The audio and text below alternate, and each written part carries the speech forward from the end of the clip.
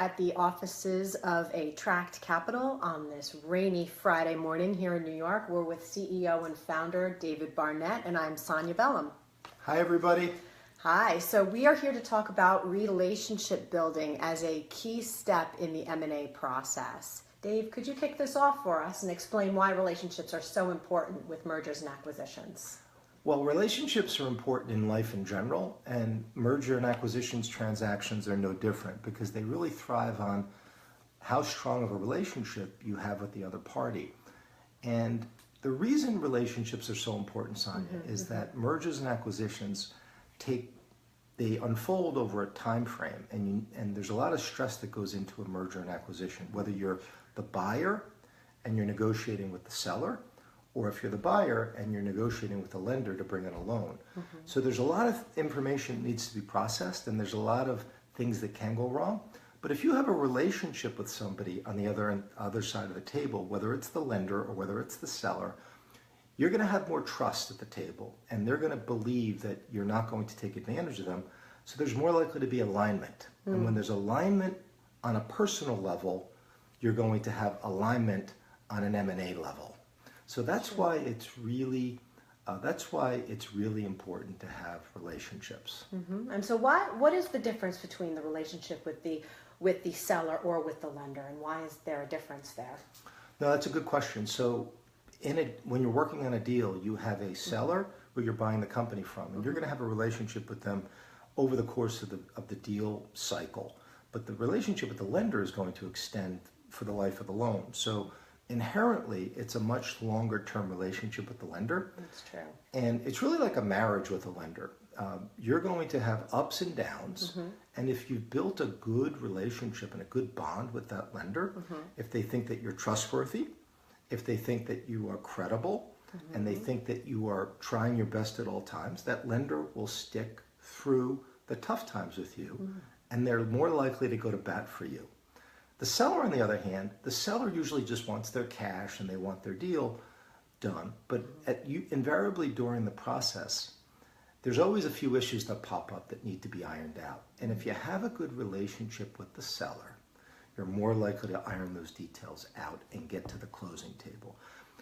In all my years of doing deals, at Attract Capital, we've been doing deals for 17 years. I've never seen a deal get done where a seller's only going to get a deal done if he feels good about the buyer and that the buyer's not trying to take advantage of them. So how does having a solid relationship help you over the hiccups that can happen in the deal-making process? You think it becomes more like a friendship and the trust is there? Yeah, it's sort of like in billion-dollar deals, where it's all about the numbers, it's all about the negotiating, it's all about take it or leave it.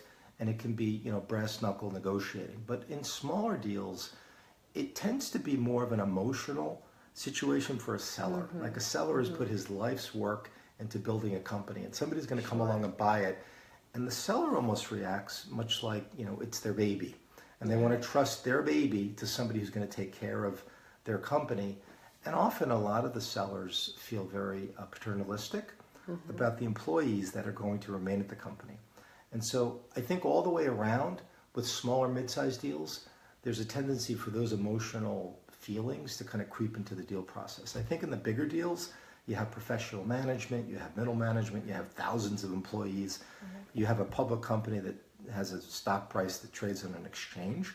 So it's much more impersonal. But the smaller the company, the more personal it is, which underscores the need for there to be a relationship. And I can't emphasize it enough, Sonia, because I've always thought about business in the context of there's relationship approaches and then there's just a transactional approach. The relationship approach is long-term. It's people coming together to synergize so that they can build value for each other over the long term. Then there's the transactional and the one-off. The one-off is, I met you, we're gonna transact. It's going to be short term. I'm never going to see you again. And in the context of a kind of a one-off situation, people are much more, how much can I pull out of this deal? How much can I take advantage of the other person? But if two people are committing to something over the long term, they're much more likely to act in a way that will be the higher road, and they'll really be able to form a relationship based on trust. Yeah, I think you really hit on something key too about the employees. I think if a seller believes that the buyer is truly a good person, a caring person, a committed person, that then they can make the deal feeling good in their conscience that their employees and their business will be taken care of in the long term. I think that's an excellent point. Absolutely, Sonia, and that's where it gets to the intangible. Yeah. The intangible. So it's not all about mergers and acquisitions. Everybody thinks it's Right. how much money you're selling for, how much Right. cash you're getting in at Right. closing. Yeah. But so frequently it's about these intangibles. Yes. Where is the buyer have a good reputation, and does the buyer have good character, and the buyer, do they have a history of following through on the things that they say that they're going to do? So Right. it all figures into the mix. Right. So it's like the IQ versus EQ. The emotional part of the intelligence it's got to be there. It's got to be in the relationship.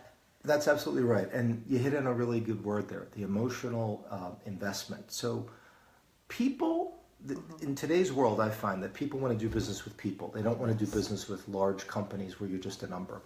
And the reason that's important is because when you're dealing with people, if you like the person and there's a likability factor there, you're more prone to have an emotional investment in the outcome of that person. That's right. And I've seen lenders do really incredible things for clients of mine where maybe it was a borderline situation, the business wasn't doing that well, they had an industry problem, and so their numbers were down a little bit. But I've seen lenders do it, just go above and beyond the call of duty for certain clients because they had an emotional investment in that company and they really like the individual, and they kind of, there's a point of empathizing with your borrower. And a lot of the lenders that we work with, they're good people, they look for good people, Right. and they can sense when they see somebody and they can build a relationship. That's right. So what's your tip for relationship building there? What's your approach? Well, we have a secret sauce, Sonia. We can't really get into it in public, but I think it comes down to just really asking questions that will reveal interesting and personal things about the other party. So things like, what are their interests? Okay, do they like wine? Do they like classical music? Do they like equestrian? There's any number of things that our clients like, and we try to get to know them and we try to connect with them on that level. We like to ask our clients about their families. And again, this is all networking 101. This isn't revolutionary, but what we like to do is find out about their families, find out about their spouses, find out about their children, Right. Who's going to high school, who's going to college, those Right. sorts of things. Right. A lot of our clients, because they're all over the country and they're all over the world, they have sports teams that they're big fans of. So we try to learn what their sports fan status might be, and we talk about sports. Right. And we also, what we like to do is have some communal shared experience with them, such as, go out to lunch, you go out to dinner, you might see a game, that sort of thing. So it's little things that everybody who's watching our webinar right now has always done, but you get very, very, it allows you to really build a strong relationship when you're doing these little things.